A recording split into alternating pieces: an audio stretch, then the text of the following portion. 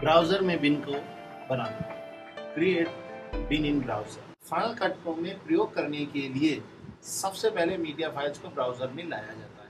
इन फाइलों को मैनेज करने के लिए एफसीपी में ब्राउज़र विंडो में बिनों का निर्माण किया जाता है। इन बिन्स के हेल्प के द्वारा ही हम लोग मीडिया फाइल्स को मैनेज करते हैं। बिन एक प्रकार से फोल्डर ही होता है, लेकिन फाइनल कट प्रो में इसका नाम बिन रखा गया है।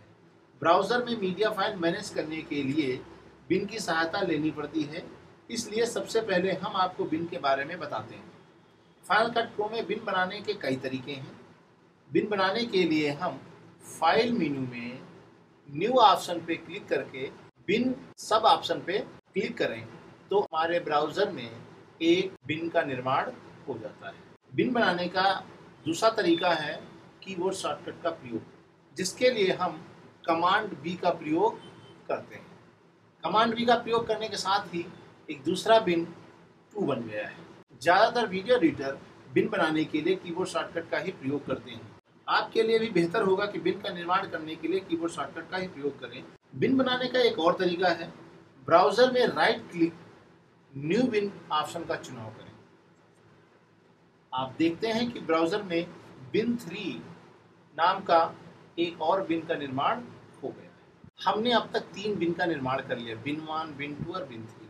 हमको इन बिन्स के नाम को रीनेम करने की आवश्यकता हो, इनको रीनेम किया जाता है। रीनेम करने के लिए सबसे पहले बिन पे क्लिक करें, कुछ समय पश्चात दोबारा से क्लिक करें तो अब आप देखते हैं कि उस बिन के पास एक रेक्टेंगल बॉक्स बन जाता है और बिन का नाम सेलेक्ट हो जाता है। इस रेक्टेंगल बॉक्स का मतलब है कि अब आप इस बिन का नाम चेंज कर सकते हैं, बदल सकते हैं। इस रेक्टेंगल बॉक्स में ही नया नाम टाइप किया जाता है। जैसे इसका नाम हम रखते हैं फुटेज। फुटेज लिखने के बाद रिटर्न की प्रेस करें। रिटर्न की प्रेस करने के साथ ही आपके बिन 1 का नाम चेंज होकर फुटेज हो गया है। बिन का नाम चेंज करने का दूसरा तरीका है कि सबसे पहले बिन को आप सेलेक्ट करें। सेलेक्ट करने के बाद मैक के पुराने कीबोर्ड में न्यूमेरिक पार्ट में इंटर बटन पे प्रेस करें। प्रेस करने के साथ ही आप देखेंगे कि उस बिन में रीनेम ऑप्शन ओपन हो जाता है। इसका नाम हम देते हैं स्टिल। आप देखते हैं कि बिन 2 का भी नाम बदलकर स्टिल हो गया है।